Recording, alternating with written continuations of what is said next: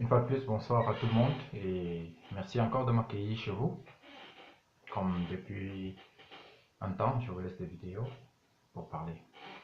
Actualité oblige, je voudrais profiter de cette journée exceptionnelle où acte rare, et c'est une exclusivité pour ceux qui ne sont pas au courant, le président de la République, son Excellence M. Paul Biya, a signé un décret relaxant les leaders anglophones. Et je voulais justement profiter de cela pour partager déjà la nouvelle avec vous, avec tous les Camerounais qui souffrent. Parce que oui, c'est pas un problème c'est pas un problème qui regarde les anglophones, les francophones ou les gens du nord-ouest et du sud-ouest. C'est un problème au niveau où il est qui regarde tous les Camerounais. Et nous devons nous en réjouir. Nous devons nous en réjouir que finalement le chef de l'État ait posé cet acte d'apaisement, cet acte, cette passe ou cette main tendue à nos frères anglophones. Je vais commencer déjà par vous montrer euh, le décret pour que vous puissiez effectivement confirmer. Je crois que vous l'avez là. Je ne sais pas si c'est visible. De toutes les manières, je vais essayer de vous le montrer d'une autre manière. Il faudrait bien que vous le voyez et que vous confirmiez. Il est là. C'est un décret du chef de l'État qui signe et qui libère. Signé. Voilà. Donc, je voudrais déjà me réjouir de cet acte qui était attendu par une bonne partie des Camerounais.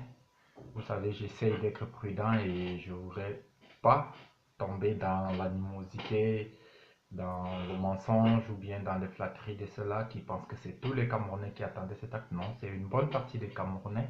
Donc, je fais partir parce que pour moi, c'était un acte qui devait apaiser les cœurs, un acte qui devait être le commencement d'une suite logique qui est le dialogue qui avait déjà commencé avec les leaders anglophones du consortium.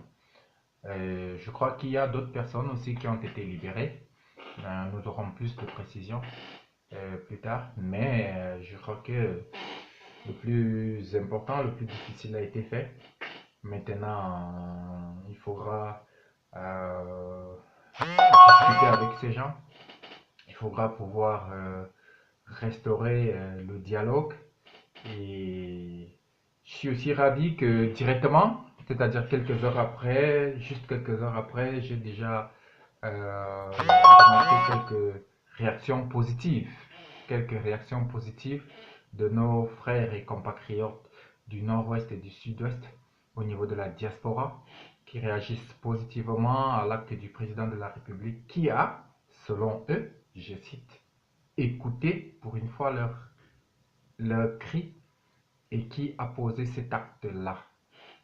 C'est sûr et certain qu'ils attendaient autre chose, mais c'est déjà ça que le président, dont nous nous plaignons tous, qu'il faisait la sourde oreille, ait pu s'investir, qu'il ait pu, je sais pas, entrer dans le jeu de manière personnelle pour montrer qu'il est concerné par ça, qu'il est inquiet et qu'effectivement lui aussi ne voudrait pas, n'est pas sur le point de la confrontation.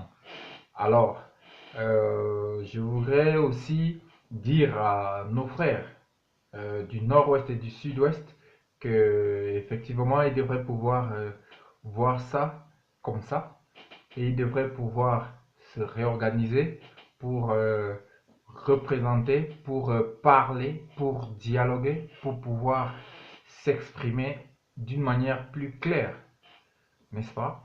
Afin que leurs problèmes, ces problèmes qu'ils ont posés, qui sont les problèmes non pas des anglophones simplement, mais des problèmes de tous les Camerounais, parce que plus ou moins ici et là, nous vivons cela. Et si eux, ils ont l'impression qu'ils vivent ça de leurs compatriotes plutôt francophones, entre parenthèses, nous vivons cela de nos frères du régime, de village ou bien du département, tout le reste. Et je pense que c'est beaucoup plus ennuyant. Simplement que je crois que c'est une question de culture. Avec la colonisation française, avec la chicotte et tout le reste, on a appris à nos parents à se courber.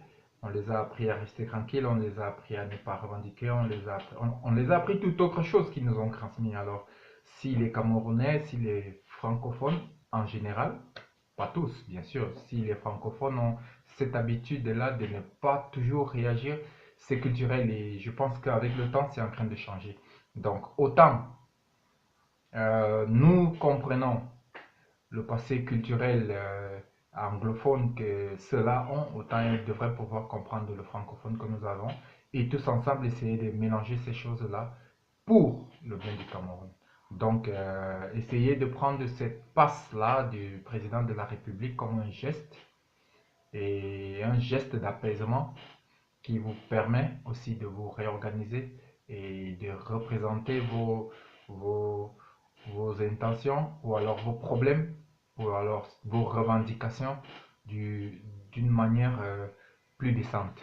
Loin de moi l'intention de penser que vous devez arrêter votre combat, que vous devez arrêter de revendiquer des choses. Non, c'est pour le bien du Cameroun, mais je pense que est, la manière est importante, quoi.